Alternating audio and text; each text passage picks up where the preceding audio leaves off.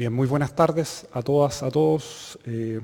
Presidente de la comisión, Daniel Núñez, muchas gracias por la invitación. También las gestiones del diputado Jackson también por habernos recomendado para participar de este espacio. A la presidenta de la CUT, Bárbara Figueroa, al ministro y bueno, a todos los presentes, diputados y público interesado en general, que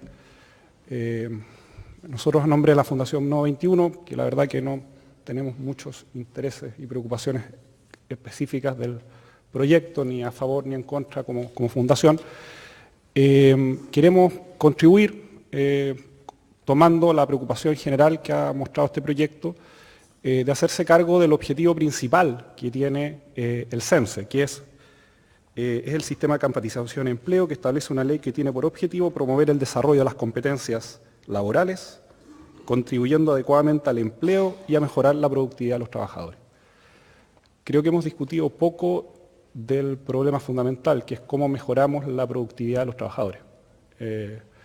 Y quiero señalarlo por lo siguiente, porque creo que un punto de llegada razonable es discutir cómo y quiénes son los mejores entes para prestar la capacitación, y creo que la experiencia comparada muestra que son distintos entes que participan en distintas partes del proceso los que finalmente terminan construyendo un buen sistema de calificación. Sin embargo, Chile enfrenta un problema que es fundamental, que es que hace bastantes años, décadas, que tenemos la tasa de productividad estancada. Hasta el 95 tuvimos una tasa de productividad relativamente alta, entre el 95 y el 2000 la productividad casi nos bajó a 1%, y de ahí hemos andado al 0, al -1%.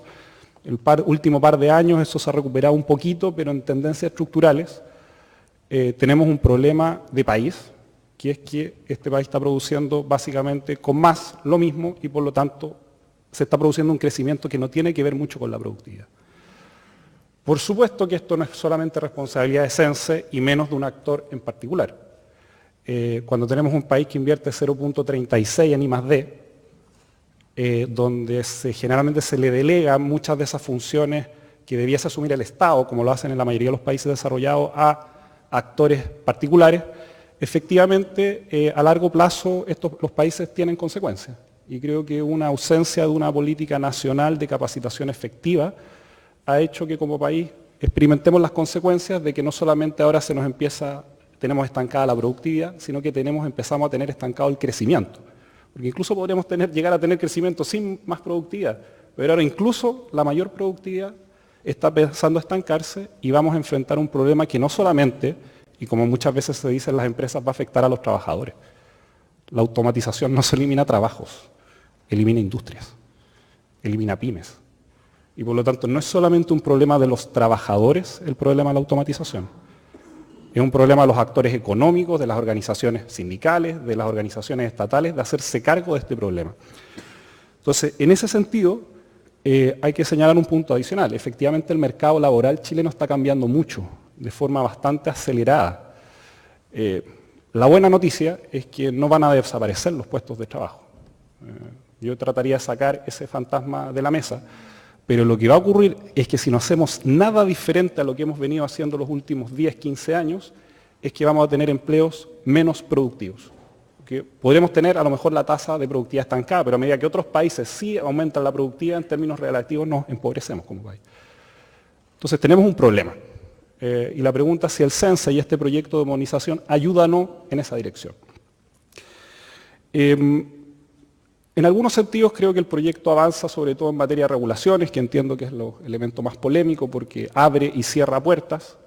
Así como está formulado el proyecto, yo creo que efectivamente van a haber algunos procesos de concentración en los organismos que están capacitando, porque van a haber más barreras de entrada y porque probablemente las instituciones mayores van a tener más capacidad de hacerse justamente copar esa demanda. Sin embargo, creo que lo fundamental, y en ese sentido el diagnóstico que tiene el proyecto creo que es bastante innovador. Sin embargo, creo que en términos del proyecto concreto nos quedamos cortos. Y eso es un poco lo que quiero compartir. Creo que algunas cosas las podemos incorporar en este proyecto y otras cosas vamos a quedar el dedo y las vamos a tener que seguir conversando, porque incluso en cualquiera de las variantes que se apruebe este proyecto, así como está formulado, no vamos a pegarnos el salto que requerimos. Por la siguiente razón: las recalificaciones laborales tienen varias trayectorias. No es simplemente decir, califiquemos a la fuerza laboral y eso automáticamente genera mayor productividad. Hay una recalificación que parcialmente está incorporada en el proyecto, que es la recalificación dentro de la empresa con sus propios trabajadores. La experiencia comparada dice que los países donde se han logrado recalificaciones más exitosas en la industria han sido cuando participan dentro de la empresa planes de reconversión con activa participación tanto del empleador como de los sindicatos. Hay experiencias muy exitosas en países como Alemania, por ejemplo, que el total de la fuerza de trabajo se ha recalificado, haciendo transformaciones que hicieron desaparecer ocupaciones completas y esos mismos trabajadores se pudieron recalificar, por supuesto con apoyo del Estado. Entonces, una de las cosas que creo que se echa de menos en el proyecto es que tanto a nivel nacional, regional, sectorial y local, tiene que haber más participación de los actores. Y eso creo que se expresa en que todos los organismos que tiene el CENSE, de los consejos nacionales, regionales, sectoriales, prácticamente no cambian sus atribuciones. Creo que hay que darle más atribuciones a esos órganos, desde el nivel central al nivel local, porque hay una recalificación que opera a nivel sectorial, y ahí se tienen que juntar las cámaras, las confederaciones y el Estado. Otra dimensión de recalificaciones regional, donde tienen que estar los IP, los FT, las universidades, las municipalidades, etc. Y hay otra recalificación que es la más complicada, que es cuando un trabajador tiene que salir de un sector laboral y moverse a otro.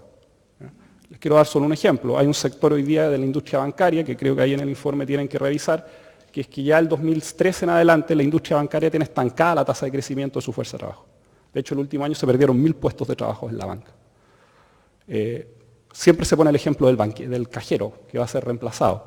Pero el cajero de la banca no se va al cajero de otro sector laboral, porque por las habilidades que tiene en la banca, generalmente se va a una empresa de contabilidad y se mantiene dentro del sector.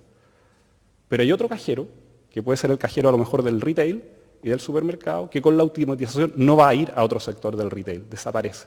Entonces, si no tenemos políticas sectoriales donde participen los gremios empresariales y sindicales, la verdad es que dejarlo a la casuística de empresa a empresa, más allá que después el problema concreto de la calificación específica se tiene que resolver a nivel de la empresa, esto no va a significar un impacto significativo.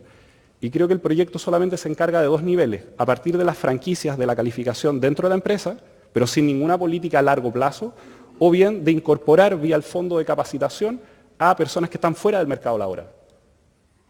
Que en principio es algo positivo, pero eso no va a aumentar la productividad.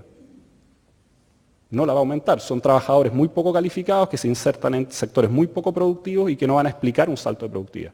Eso también hay que hacerlo.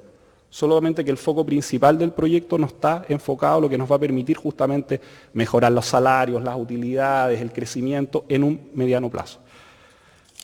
Ahora bien, creo que hay un tema que hay que también tomar nota. El informe de productividad que acompaña al proyecto es lapidario. Y esto no es para colocar a un gobierno de turno de momento, sino que a nivel estructural, creo que efectivamente, más allá del día a día, el dato más evidente es que la productividad está estancada. Y por lo tanto, los efectos que está produciendo el programa de calificación no son efectivos. ¿Ya? Vuelvo a insistir, creo que este no es el momento de apuntar específicamente dónde está uno de los problemas, pero como diseño general no está. Si uno lee todos los informes de la Rañaga, el informe de la Universidad de Chile, buena parte de sus recomendaciones son articulaciones nacionales y sectoriales para después ver cómo eso se ejecuta en la práctica en cada empresa. Y creo que eso no está en el proyecto. Y por lo tanto, hay que fortalecer los consejos en todos los niveles, porque hay un tema que es estructural, que no tiene que ver solamente con un problema del día a día. Tanto empresas como trabajadores en el día a día tienden a enfrentar la coyuntura del año, del semestre o de los próximos 2 años. Pero el único actor que va a arriesgar, y con esto también hay que decirlo, a 30 años, a 20 años es el Estado. El único que va a decir vamos a apostar por estas líneas de calificación, aunque en 10 años no nos den resultados, es el Estado.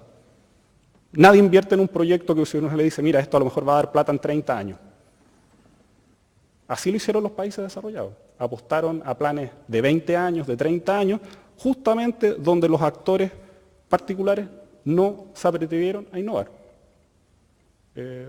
Y por lo tanto creo que, por ejemplo, el fondo de capacitación no solamente tiene que estar preparado para incorporar a trabajadores que están fuera del mercado laboral, tiene que apostar a 2 líneas prioritarias y el CENSE lo tendrá que definir con un comité de expertos donde convoque a la sociedad civil, los gremios, los sindicatos y las universidades y decir, mira, el CENSE va a apostar a 3 líneas de calificación a 10 años, tenga o no tenga resultados, porque apostamos que esto sí ayuda a la reconversión laboral. Y esas son políticas públicas de largo plazo que requieren amplios consensos sociales y políticos. Y creo que eso se puede procesar a partir de los consejos, pero creo que eso es clave, porque si no vamos a estar apagando el incendio del día a día. Y creo que hay una oportunidad importante de que el CEN se apueste a 2 o 3 líneas, que incluso a lo mejor hoy día no son muy productivas a nivel de la economía, pero que apostamos que a lo mejor le van a permitir a Chile dar un salto. Y eso creo que hoy día se puede incorporar si es que una parte de esos fondos del Fondo de Capacitación Nacional con los consejos de dirección apuestan a líneas que hoy día son una apuesta que puede resultar o no, pero volviendo al ejemplo de Corner Shop, que uno dice emprendimiento chileno, lo asocia al Silicon Valley, que es el gran semillero de producción de la industria 4.0. Pero saben que esos son inversiones estatales de 40 años del proyecto DARPA de los Estados Unidos a nivel estatal. Solo una vez que eso recién empezó a dar frutos, aparecieron los emprendedores.